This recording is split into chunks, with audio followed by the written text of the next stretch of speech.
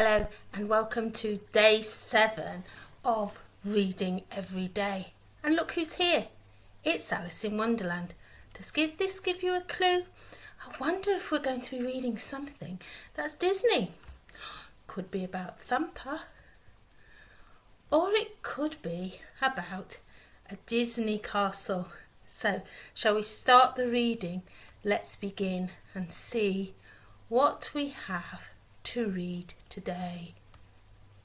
Chapter 1, Down the Rabbit Hole. Well, that really is going to be about Alice in Wonderland, my favourite book. Are you ready to read with me? Alice was beginning to get very tired of sitting by her sister on the bank and of having nothing to do. Once or twice she had peeped into the book her sister was reading, but it had no pictures or conversations in it. And what is the use of a book, thought Alice, without pictures or conversations? So she was considering in her own mind, as well as she could, for the hot day made her feel very sleepy and stupid, whether the pleasure of making a daisy chain would be worth the trouble of getting up and picking the daisies, when suddenly a white rabbit with pink eyes ran close by her. There was nothing so very remarkable in that, nor did Alice think it so very much out of the way to hear the rabbit say to itself, oh dear, I shall be late." When she thought it over afterwards, it occurred to her that she ought to have wondered at this, but at the time it all seemed quite natural. But when the rabbit actually took a watch out of its waistcoat pocket and looked at it and then hurried on, Alice started to her feet, for it flashed across her mind that she had never before seen a rabbit with either a waistcoat pocket or a watch to take out of it. And burning with curiosity, she ran across the field after it, and fortunately was just in time to see it pop down a large rabbit hole under the hedge. In another moment, down went Alice after it, never once considering how in the world she was to get out again.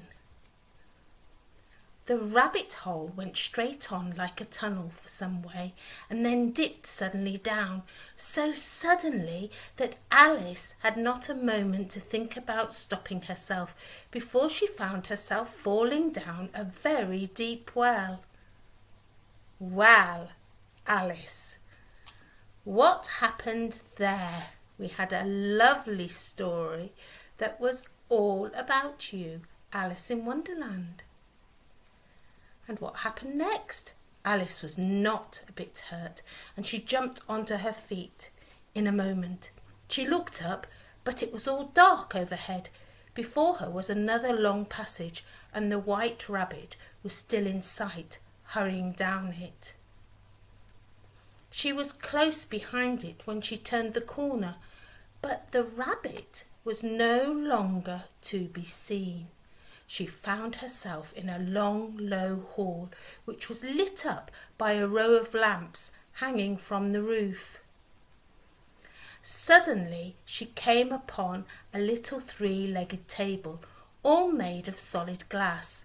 There was nothing on it except a tiny golden key, and Alice's first thought was that it might belong to one of the doors of the hall.